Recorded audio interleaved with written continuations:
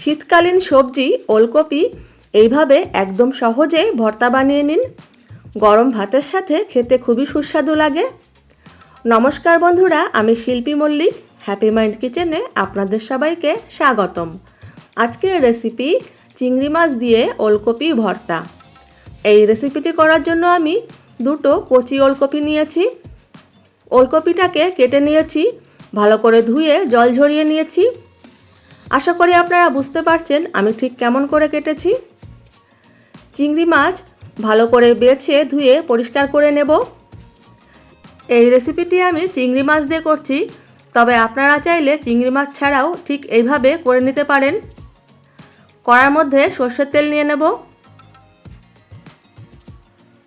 তেল গরম হলে এর মধ্যে ফোড়নে দেব দুটো চেরা কাঁচা লঙ্কা, আদা কুচি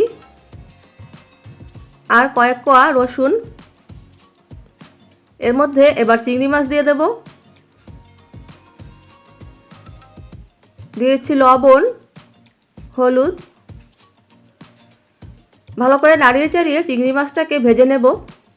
তবে চিংড়ি মাছটাকে একদম ডিপ করে ভাজা যাবে না, তাহলে কিন্তু চিংড়ি মাছ শক্ত হয়ে যাবে।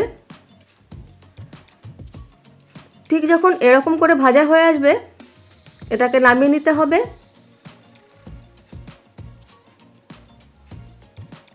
কড়ার মধ্যে যে তেলটা রয়েছে ওই তেলটা আমার পরে কাজে লাগবে।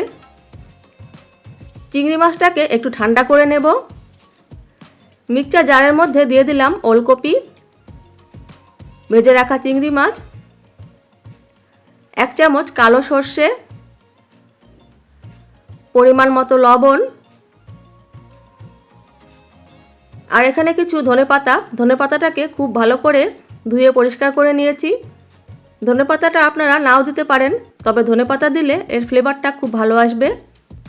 ভালো করে একটা পেস্ট বানিয়ে নিলাম। এবার কড়ার তেলের মধ্যে পেস্টটা ঢেলে দিলাম। বাটিটা ধুয়ে একটু জল দিয়ে দিলাম। গ্যাসের ফ্লেমটা হাই রেখে ভালো করে নাড়িয়ে চাড়িয়ে এটাকে একটু শুকিয়ে নিতে হবে। এই রেসিপিটি গরম ভাতের সাথে খুব জমে যাবে। বাড়ির ছোট বড় সবাই ভীষণ মজা করে খাবে। ঠিক যখন এরকম করে শুকিয়ে আসবে, এর মধ্যে 1 চামচ কাঁচা সর্ষের তেল দিয়ে দেব।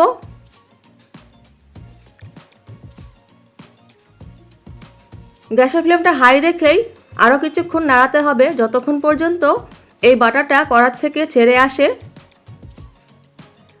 দেখুন কড়ার থেকে খুব সহজেই ছেড়ে এসেছে।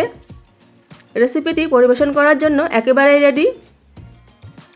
আশা করি এই রেসিপিটি আপনাদের ভালো লেগেছে। ভালো লাগলে প্লিজ লাইক করবেন আর কমেন্টে অবশ্যই জানাবেন এই রেসিপিটি আপনাদের কেমন লাগলো। যারা এখনও চ্যানেলটি সাবস্ক্রাইব করেননি প্লিজ সাবস্ক্রাইব করে দেবেন। Thank you.